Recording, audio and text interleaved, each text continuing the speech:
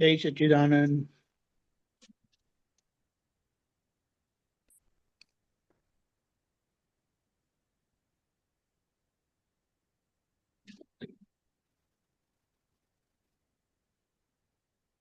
કાળ સત્ય છે તે એક જ છે, સર્વ તત્વ જાણનાર જ્ઞાની એક જ છે.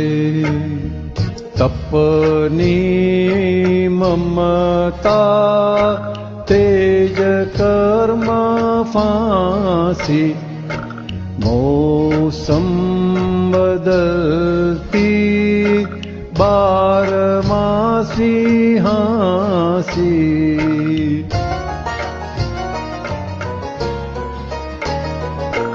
મિથ્યા કદા મતા દૂરા, મોહ સત્યા દુરાગ્રહ, પ્રત્યાઅતિ આગ્રહ, નિવારણ નિરાગ્રહ. જ્ઞાન ઉપર તર્ક કરવું અતિશય જોખમ, સોનાની કટાર છે પેટ માટે જોખમ.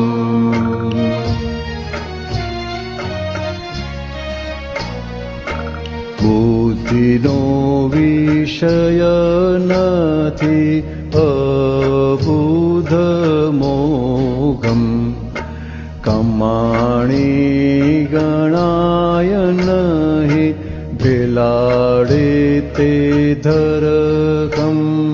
ધર્મ જ્યારે ધર્મ રૂપે પરિણમશે વર્તશે, જગત ભરની અગ્નિયા ભારતીય ઠારશે.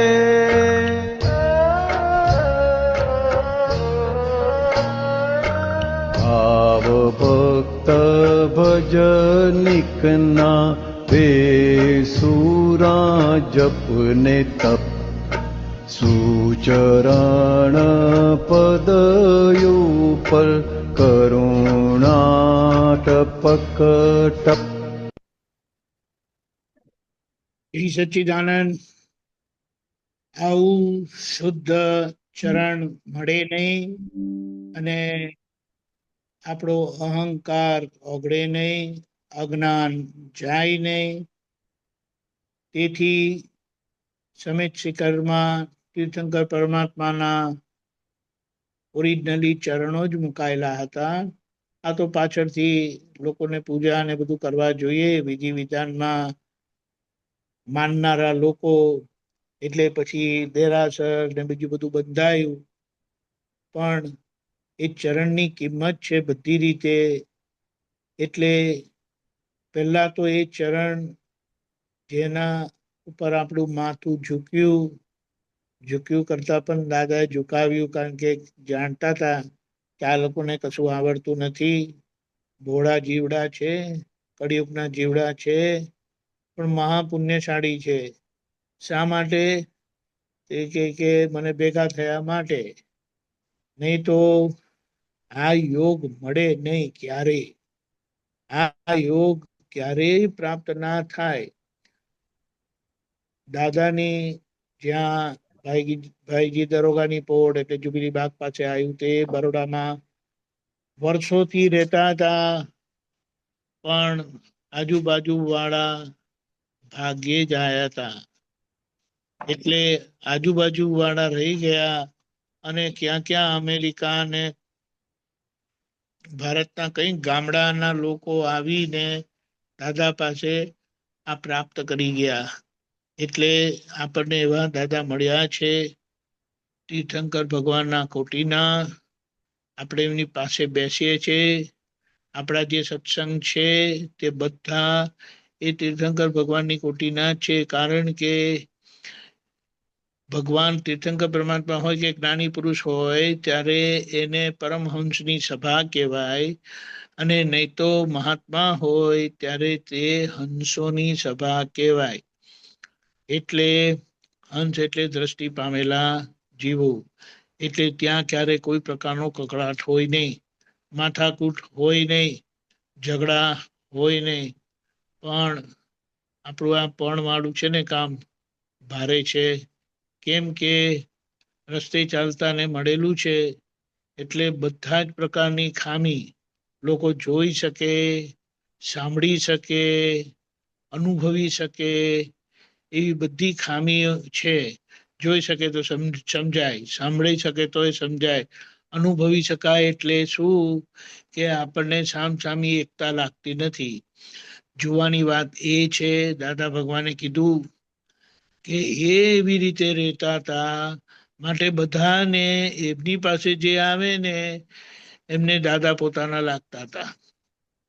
કારણ કે દાદાને એ ભેદ નહોતો. એટલું પાવરફુલ એ લોહી ચુંબક હતું, પ્રેમ ચુંબક હતું, અભેદતા વાળું ચુંબક હતું કે ત્યાં કોઈ જાતનો ભેદ રહ્યો જ નહોતો. અને કેવો પરમાત્મા પ્રેમ કે કોઈની ક્યારે કોઈ પણ પ્રકારની ભૂલો એમને જોઈએ જ નહોતી. બાકી આપણને આ જગતના લોકો તો ઊભા રાખે નહીં, અને છતાં દાદાએ બેસાડ્યા, પંપાડ્યા, જ્ઞાન આપ્યું, આશીર્વાદ આપ્યા, કૃપા કરી, મોક્ષ હાથમાં આપી દીધો. એટલે હવે મુદ્દો એ રહી જાય છે કે આપણે જેટલું આપ્યું છે ને એમાં માથાકૂટ ના કરીએ. એટલે જે જ્ઞાન ઉપર તર્ક કરવાની વાત આવી એ આપણે, કારણ કે આ જ્ઞાન મળ્યા પછી અને દાદાના ગયા પછી એક સમસ્યા મોટી એ થાય છે, બધા જ માર્ગમાં આ થાય છે કે દરેક જણ એમ માને છે કે દાદાને હું સમજ્યો છું અને હું જે સમજ્યો છું તે સાચું છે.